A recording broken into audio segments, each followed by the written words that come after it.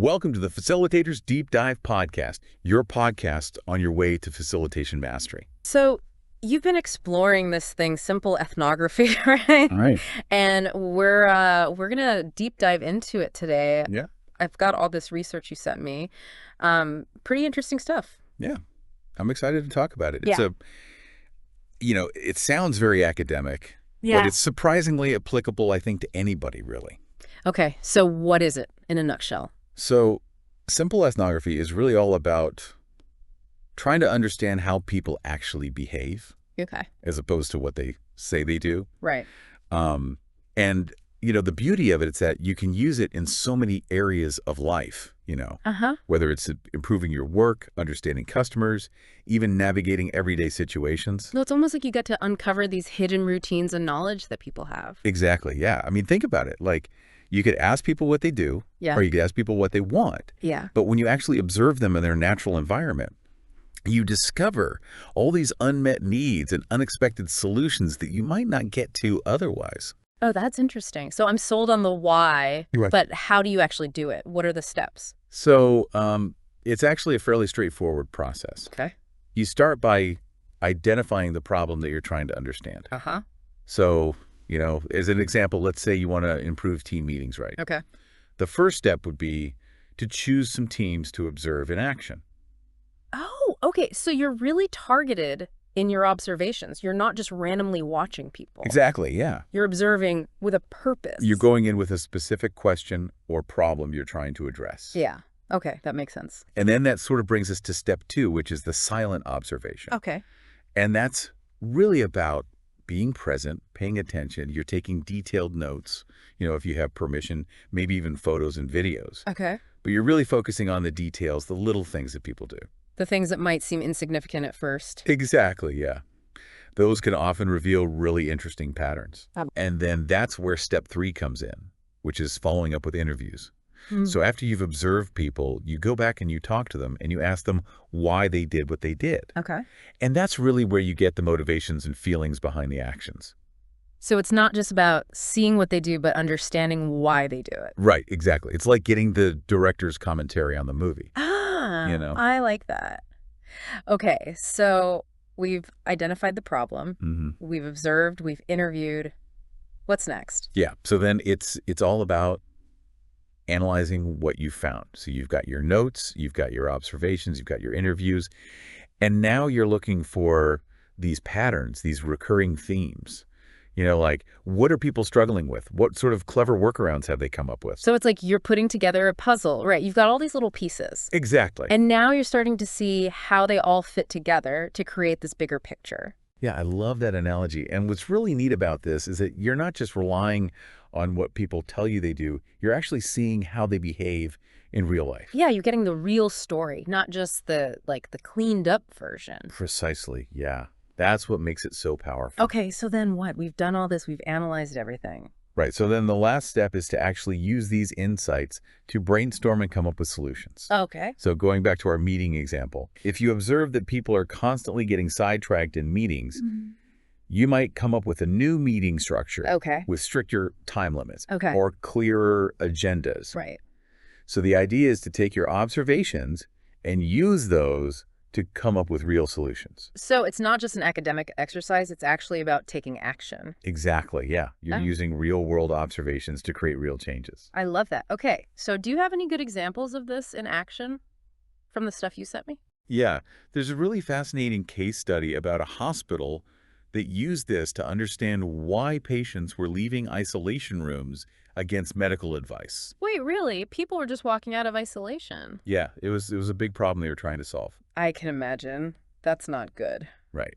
And through observing and interviewing patients, they found that, people were feeling really isolated. They didn't have clear information about their condition, and they were just feeling kind of forgotten. Oh, wow. So they actually uncovered a pretty big problem. Yeah, just through observing and listening. And what did they do to fix it? So they implemented a bunch of things, like better communication protocols, clearer signage explaining the isolation procedures, and they made sure that medical staff were checking in on patients more frequently. Oh, okay. So they really tried to make the patients feel more seen and heard. Exactly. It was all about addressing those underlying needs that they discovered through observation. I love that example. Okay, so we've got hospitals using it. What else? What other examples do you have? Um, there's also a really cool one about sales representatives using it to learn from their top performers. Oh, interesting. So Okay. they were trying to figure out what these top performers were doing differently. Yeah, like what were their secrets? Exactly. And what they found was that these successful sales reps had all these subtle habits and strategies that weren't taught in any training manual, Oh, wow. like the way they built rapport with clients or how they tailored their presentations to different needs. So it was really all about understanding the nuances of human interaction. Exactly. It was these small details that made all the difference. And I bet that once they figured those out, other sales reps could actually use those techniques too. Exactly. It was about taking these real-world insights and applying them to improve performance. That's great. Yeah. Okay, so I'm really starting to rethink how I approach problem solving. Mhm. This is really interesting stuff. But are there any downsides? Like, are there any things that we should be aware of? Yeah, that's a great question. One of the biggest traps is jumping to conclusions too quickly. Okay. You have to resist that urge to interpret things before you've gathered enough information. So be a detective, but don't make judgments too soon. Exactly, yeah. Let the Yeah. patterns emerge naturally. Okay. What else? Another thing is that sometimes you need to repeat the process. If you don't feel like you've uncovered a really powerful insight from your first round of observations, try it again. Okay. Observe different people, different situations, or tweak your approach a little bit. Okay, so don't be afraid to go back to the drawing board. Yeah, exactly. It's all part of the learning process. And remember, like we talked about earlier, some of the most valuable insights come from those seemingly insignificant details. Yeah, the little things. So pay attention to everything. Okay, I'm taking notes. Pay attention. Don't jump to conclusions. Repeat if necessary. Got it. Perfect. But this all sounds very, I don't know, structured and methodical. Mm-hmm. Is there any room for creativity in this? Oh, absolutely, yeah. There's a lot of really interesting variations and riffs you can do on this. Okay, like what? Like, for example, instead of just taking notes, you could try drawing or building models to capture your observations. Wait, really? Drawing. Yeah. Why drawing? Well, these nonverbal methods, they tap into different parts of your brain, and sometimes they unlock deeper insights. It's almost like translating your observations into a different language. Oh, that's cool. So you're really thinking outside the box, literally. Exactly. And another interesting approach is to actually evolve the people you're observing in the process. Oh, interesting. So if you're designing a new product, for example, you could have potential customers document their own experiences. Oh, that's really cool. Let them tell their own stories. Exactly. It's all about tapping into that firsthand perspective. That's brilliant. Okay, so, I'm starting to see how valuable this is in a professional setting, for work, for designing things. But can this also be applied to our personal lives? Yeah, absolutely. That's what's so exciting about it. It's not just a tool for businesses. It's a way of seeing the world.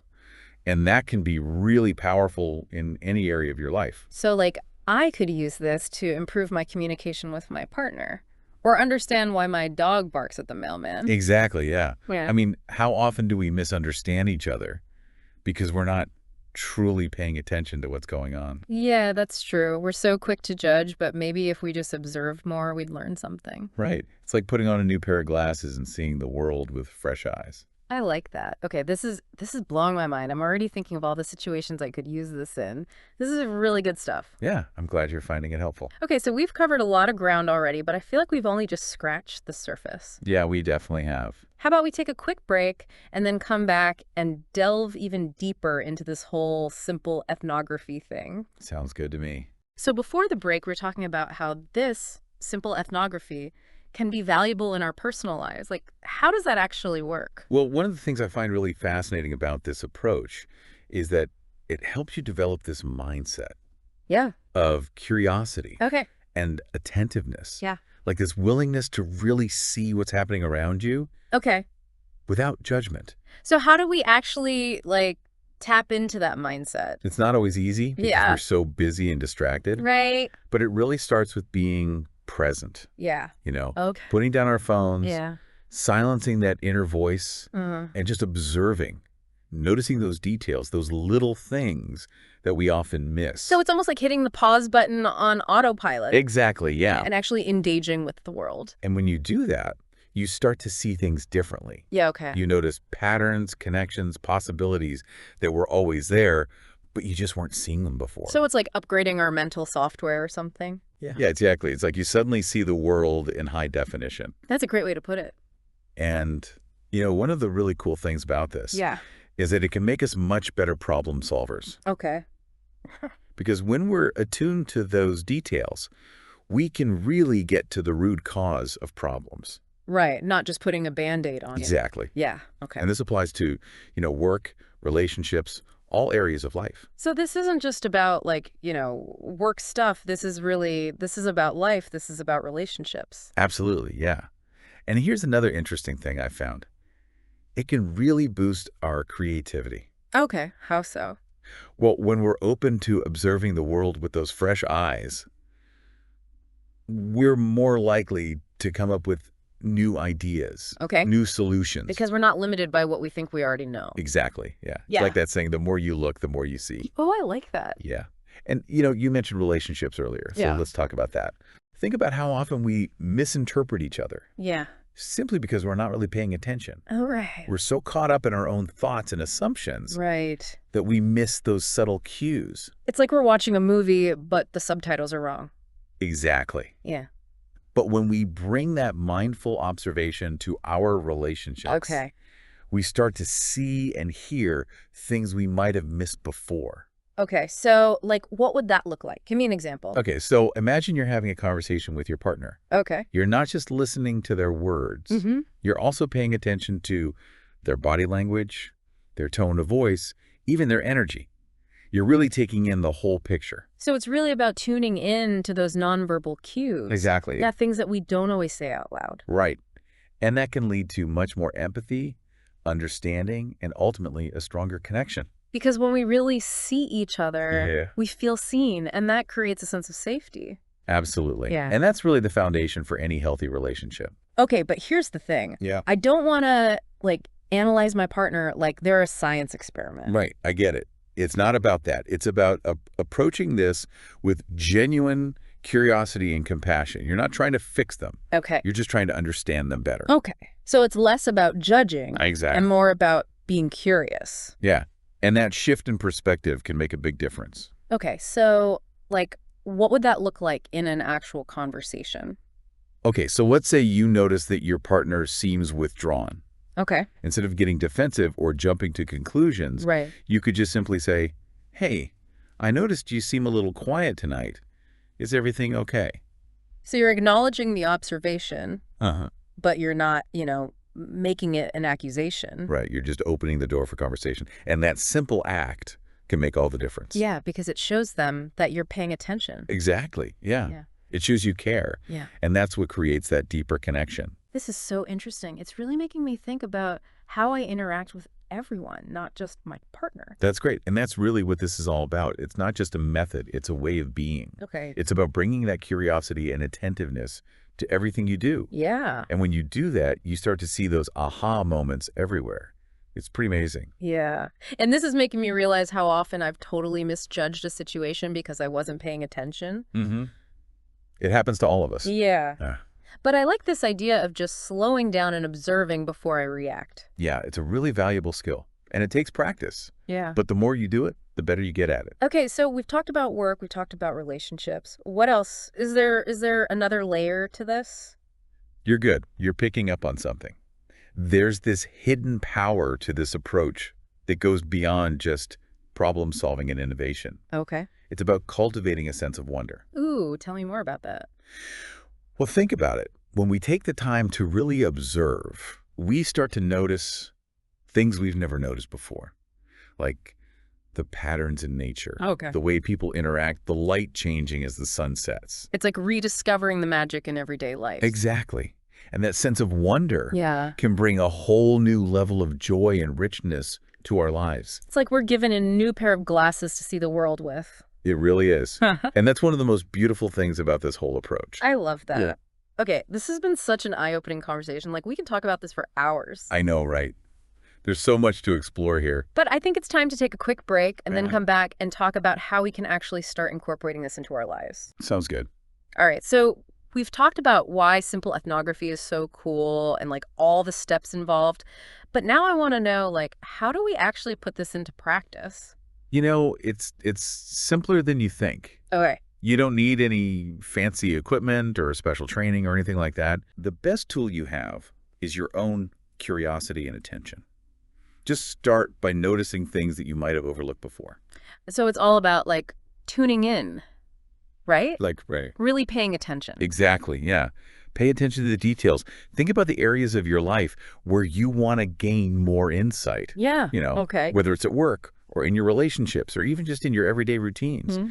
And once you've chosen an area to focus on, start observing the people and interactions in that space. Like, how do they behave? What do they say? How do they interact with their environment? So I'm like a detective in my own life, basically. Exactly, yeah.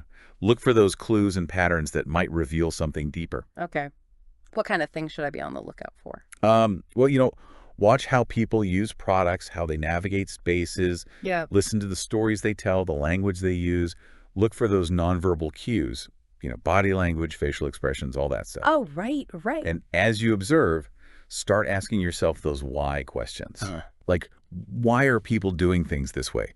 What are their motivations, their frustrations? What needs are being met? What needs are being overlooked? So I'm not just watching. I'm like trying to understand the why behind everything. That's exactly it. You're trying to understand the human experience. And that's where those aha moments come from. You start to see the world through other people's eyes. Okay, I'm getting it. This is really interesting. But let's be real. People are busy. Right. So how can they possibly find the time to like fit this into their lives? You don't need to set aside hours each day. Even 15 minutes can make a difference. Okay. Choose a specific time and place where you can really focus your attention. Maybe it's during your commute, during your lunch break, even while you're standing in line at the grocery store. Okay, so like little pockets of observation time. Exactly. Yeah. And the more you do it, the more it becomes a natural part of your routine. It's like building a muscle. And here's a pro tip. Sometimes the most profound insights come when you least expect them. So keep a notebook handy to jot down those aha moments whenever they strike. I love that. It's like a little observation journal. Yeah, exactly. Okay, I'm sold. I'm going to start doing that.